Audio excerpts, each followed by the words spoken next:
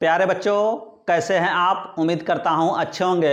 मैं संजय सर अपने YouTube channel में आप सभी का स्वागत करता हूं। आज हम कक्षा 10 गणित अध्याय 11 वृत्त से संबंधित क्षेत्रफल के फार्मूलों को देखेंगे और इसको समझेंगे। रोटी के आकार मनी आकृति को वृत्त कहते हैं। इसे सर्किल अंग्रेजी में कहा जाता है। वृत्त के केंद्र से कोई रेखा जाती है तो उसे वृत्त का व्यास कहा जाता है। इसे डी से प्रदर्शित करते हैं, अंग्रेजी में इसे डायमीटर कहते हैं। वृत्त के केंद्र, ये वृत्त का केंद्र है, वृत्त की ये परिधि है। वृत्त की परिधि और केंद्र को मिलाने वाली रेखा को त्रिज्या कहते हैं। इसे आर से प्रदर्शित किया जाता है और इसे इंग्लिश में रेडियस कहते हैं। वृत्त के केंद्र को छोड़कर कोई छेदक रेखा खींची जाए तो उसे वृत्त की जीवा कहते हैं। इसे इंग्लिश में कोर्ड कहा जाता है। वृत्त के केंद्र को छोड़कर कोई छेदक रेखा खींची जाए तो वृत्त के बड़े भाग को दीर्घवृत्तखंड कहते हैं, छोटे भाग को लघुवृत्तखंड कहते हैं। वृत्त के परिमाप, ये वृत्त है, इस वृत्त के परिमाप को वृत्त की परिधि कहते हैं। ये जो आकृति बनी है ये त्रिज्यखंड है।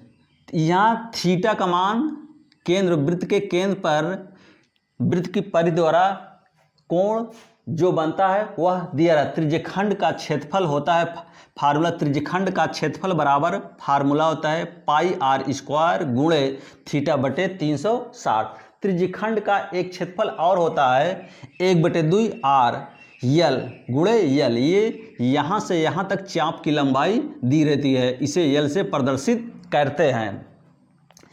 ये त्रिज्यखंड है। चाप की लंबाई यहाँ से यहाँ तक चाप की लंबाई बराबर फार्मूला होता है 2 पाई आर गुणे थीटा बटे 360।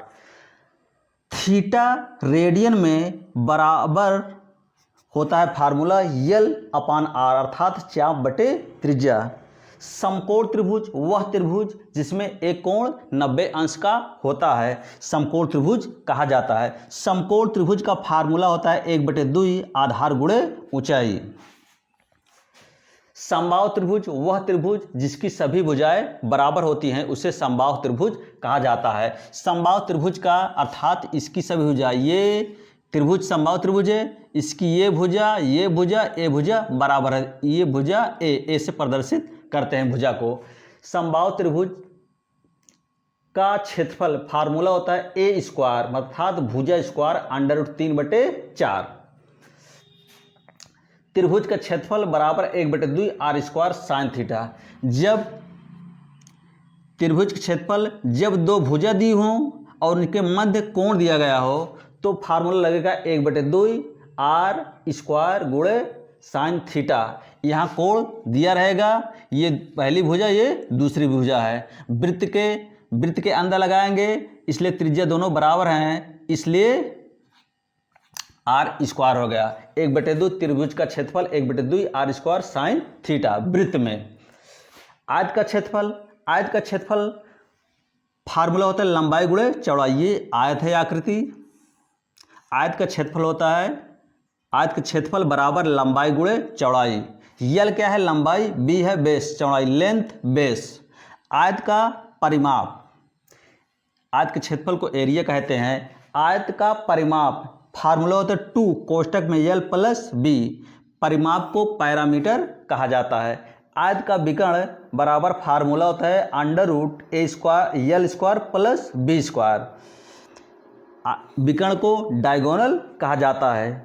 वर्ग का क्षेत्रफल होता है वर्ग जिसमें इसकी सभी भुजाएं बराबर होती हैं, प्रत्येक कोण 90 अंश होता है और विकर्ण भी समान होती हैं। वो इसकी भुजा ए है तो वर्ग का क्षेत्रफल बराबर भुजा स्क्वायर हो गया, वर्ग का विकर्ण बराबर हो गया a/√2 वर्ग का परिमाप हो जाएगा 4a, ये परिमाप है।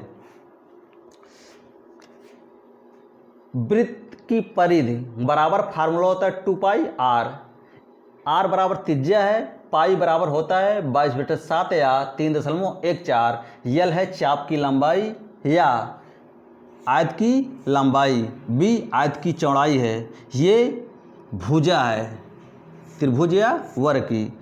वृत्त का क्षेत्रफल, इसके अंदर जो जगह होता है उसे वृत्त का क्षेत्रफल का, वृत्त का क्षेत्रफल फार्मूला होता है πr²। इन सभी फार्मूलों को अच्छी तरह से याद कर लो, समझ लो, तब हम इसकी प्रश्नावली को स्टार्ट करेंगे।